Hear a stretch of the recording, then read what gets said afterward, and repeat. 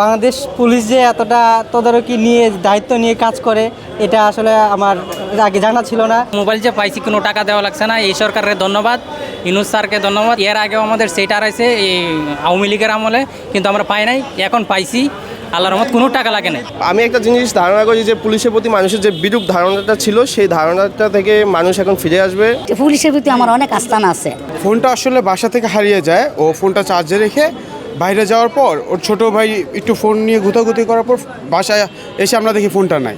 তারপর আমরা আদাবর থানায় জিডি করি, জিডি করার পর আজকে প্রায় 2 মাস সময় পর গতকালকে ফোন আসে। এস এ সাইফুল রহমান যিনি ছিলেন তদন্ত অফিসার, উনি ফোন দিয়ে বলেন যে ভাই আপনার ফোনটা পাওয়া গেছে। তো তখন দেখা গেছে পরিবারের সবাই খুশি হয়ে গেছে যখন শুনতে পেরেছি হারানো ফোনটা পাওয়া গেছে। তো বাংলাদেশ পুলিশকে অবশ্যই ধন্যবাদ। আমাদের তেজগাঁও জোনের তদন্ত অফিসার থেকে শুরু করে যারা এই যে মোবাইল সেক্টরে কাজ করতেছে তাদেরকে অসংখ্য অসংখ্য ধন্যবাদ। এক প্রকারের নিরাশা ছিল, তারপরেও মনে একটু বিশ্বাস তো ছিল। পুলিশ যেহেতু কাজ করছে, আমরা বিভিন্ন ইউটিউবে ফেসবুকে দেখি যে হারানো ফোনগুলো পাওয়া গেছে, ওইটা দেখে একটু আশা ছিল। ফোনটা হারিয়েছিল হাতির ঝিল থেকে। আমার মেয়ে একটা প্রজেক্টের কাজে গিয়েছিল, ওই প্রজেক্টের ওখানে কাজ করতে গিয়ে ফোনটা কীভাবে হারিয়ে ছাড়তে বলতে পারেনি। পরে দেখেছে তার ব্যাগে ফোন নেই, তখনই ওরা থানায় জিডি করেছিল। তো মাঝখানে আমরা আর কোনো রেসপন্স পাইনি, আমরা ধরেই নিয়েছিলাম যে ফোনটা আর পাওয়া যাবে না। তো এখন এসে জানতে পারলাম যে ফোনটা পাওয়া গেছে, ফোনটা আজকে দিবে, সেজন্য আমরা এখানে এসেছি। ফোনটা তো আমার মেয়ের খুবই আবেগ কাজ করছে, তার অনেক স্মৃতি, তার অনেক ছবি, অনেক কিছু আছে। তো সেটার জন্য সে খুব আবেগে আপ্লুত, ফোনটা পাবে সেজন্য আর কি। তো আমার ফোনটা হারিয়ে গিয়েছিল কলেজ গেট ওভারব্রিজ থেকে আমি টিউশন করতে গেছিলাম, তখন দেখে ফোনটা নাই।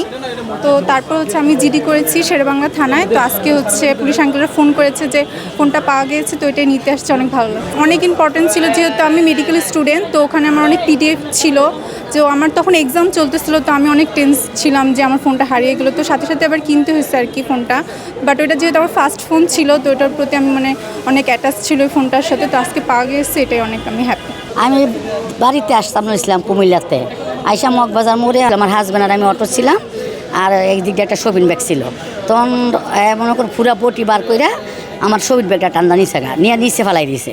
এরপরে আমার ব্যাগটা সেফে রাখছি, পরে ব্যাগটা টান দিয়েছে, টান দিয়ে তো আমি বুঝে লাইছি ছিনতাই গাড়ি। পরে আমি ব্যাগ টানছি, টানার পরে দেখি যে আমার ফালাই দিব গাড়ির নিচে, তখন আমি ব্যাগ ছেড়ে দিছি। পুরো ব্যাগ শুদ্ধা নিচে। আমার 4টা মোবাইল ছিল, 2টা বাটম আর 2টা বাহিরের টাচ মোবাইল। একটা হয়েছে 5052, একটা হয়েছে 830। আমি আজকে একটা পাবো। আমার হাজব্যান্ডের 2টা, আমার 2টা। খুবই ভালো লাগছে, খুবই আনন্দ লাগছে। আর ওই পুলিশের প্রতি আমার অনেক আস্থান আছে। হ্যাঁ, আমি আশা ছাড়ি নাই। আমার যে আশা দিছে, কইছে আপনি মোবাইল পাইবেন, যদি বাংলাদেশের ভিতরে থাকে মোবাইল পাইবেন, আর যদি ইন্ডিয়া প্রচার করে দেয় মোবাইল পাইবেন না। আমি 10 মিনিট পরেই ফোনটা ব্যাগের ভিতর হাত দিয়ে দেখি নেই। এরপরে আমি ওখানে প্রত্যেকটা যে কর্মচারী যেগুলো আছে প্রত্যেকের কাছে গেছি, ওনারা পেয়েছি কিনা, ওনারা বলছে পাইনি। পরে আমি দুপুর 2টার দিকে যাইয়া শেরেবাংলা যাইয়া জিডি করছি। জিডি করার পরে আমি 2-3 বার মাসের ভিতরে ফোন দিয়েছি, এতটুকুই।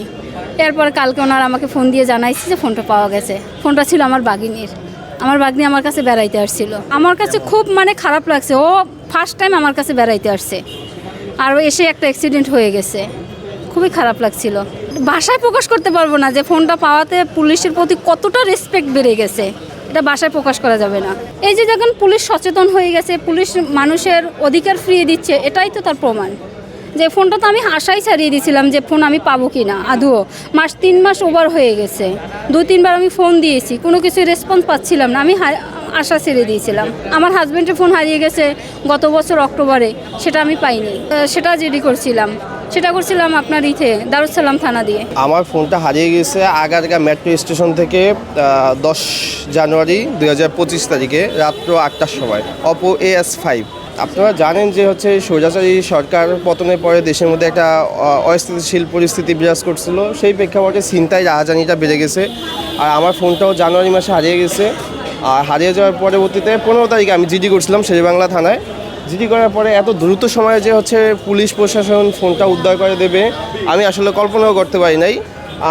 আমি একটা জিনিস ধারণা করি যে পুলিশের প্রতি মানুষের যে বিরূপ ধারণাটা ছিল সেই ধারণাটা থেকে মানুষ এখন ফিরে আসবে। পুলিশ যেহেতু মানুষের সাহায্যে বা সেবায় নিয়োজিত হয়েছে, পুলিশের প্রতি একটা ভালো ধারণা থাকবে।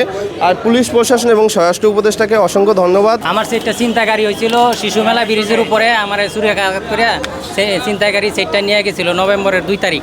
ঠিক আছে, আমি বাড়ি যাওয়ার পরে আমি ছুটিতে গেছিলাম, তখন আমার আব্বা স্ট্রোক করে মারা গেছিলো। আমার খুব দুঃখ লাগছিল। ঠিক আছে, পরে ঢাকা আইসা জিডি করলাম শেরেবাংলা থানা।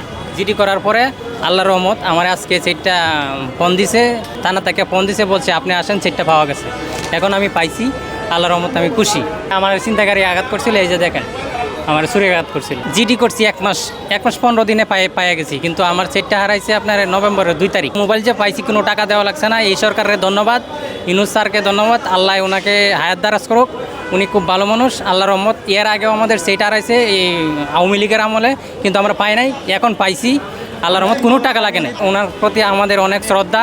উনি আমরা চাই, আমরা জনগণ চাই উনি আরও অনেক দিন থাক এই বাংলাদেশে। আইনশৃঙ্খলা বাহিনী অনেক ভালো উন্নত হয়েছে, আরও উন্নত হবে ইনশাল্লাহ। আগে এরকম ছিল না, আমরা জিডিও করতে পারি নাই, যাইতে পারি নাই। তো এইবার আমরা আল্লাহর রহমত অনেক আইনশৃঙ্খলা উন্নতি হয়ে গেছে। কীভাবে আমার ছেলে স্কুলের ভ্যান গাড়ি চালাইতো, পরে সকালে যাইতেছে ডিউটিতে, পরে ওরা কী করছে চুরি ধইরা ফোন নিয়ে গেছে। ভালো লাগছে, অনেক আনন্দ লাগছে। মনে করেন আমি তো অনেক কষ্ট করে টাকা দিয়ে কিনে দিতে পারি না, মনে করেন কিস্তিতে মোবাইলটা কিনা দিছি, 1 মাস চালাইতে পারে নাই, ওরা নিয়ে গেছে।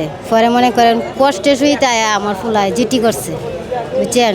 মনে করেন অনেক আশা করে তো জিটিটা করছে যে ফামু, এই আশা করে 6 মাস যখন হয়ে গেছে গা, এখন তার কোনো আশা নাই। এখন যখন ফোন দিছে, ফোনটা পাইতাছি, বুঝছেন, এখন অনেক খুশি লাগতেছে। অনেক বেশি ভালো লাগতেছে, বিকজ অফ মানে প্রথম অবস্থায় তো আমি আশা ছেড়ে দিয়েছিলাম যে ফোনটা হয়তো বা পাবো না।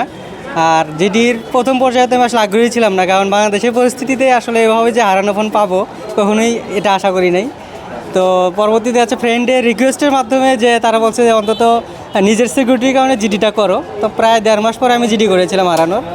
তো তার 2 থেকে আড়াই মাস পরে আমাকে এখান থেকে কল দেওয়া হয়েছে যে আমার ফোনটা পাওয়া গেছে। তো পরবর্তীতে এখানে আসা, আসলে আমি অফিস আওয়ারের পর অফিস থেকে বাসায় যাওয়ার পথে পাসপোর্টের সামনে থেকে গাড়িতে ওঠার সময় আমার 2 হাতে ব্যাগ ছিল। তো এই মতো অবস্থা গাড়িতে ওঠার সময় আমার পকেট থেকে ফোনটা হারিয়ে যায়, অর্থাৎ চিন্তা হয়ে যায় আর কি। তো পরবর্তীতে আমি শেরেবাংলা থানায় জিডি করি, তার প্রেক্ষিতে আজকে আল্লাহর মধ্যে সেটা হাতে পেলাম। অবশ্যই অনেক ভালো লাগতেছে, কারণ হচ্ছে বাংলাদেশ পুলিশ যে এতটা তদারকি নিয়ে দায়িত্ব নিয়ে কাজ করে, এটা আসলে আমার আগে জানা ছিল না। এটার নতুন একটা অভিজ্ঞতা যে বাংলাদেশ সরকারের পক্ষ থেকে যে বাংলাদেশ পুলিশ এটা গুরুত্বপূর্ণ ভূমিকা পালন করছে হারানো ফোন খোঁজার ক্ষেত্রে, সেজন্য আমি বাংলাদেশ পুলিশের প্রতি বেশ কৃতজ্ঞ বোধ করি। আমি তো আশা ছাড়িয়ে দিয়েছিলাম সেট পাবো না, কিন্তু তারপরেও এখন সেটটা পাইলাম, অনেক খুশি। আমরা তো নিরাশ হয়ে গেছিলাম, কিন্তু তারপরেও এত কিছুর পরে আমরা যে মানে আইনশৃঙ্খলা বাহিনী আমাদের এই ফোনগুলো মানে হাতে দিয়েছে, এটাই অনেক আমাদের কাছে পাওয়া। তেমনই আছে কিছু, মানে এই পরে একটু ডিসপ্লে ফাটছে আর কি, এই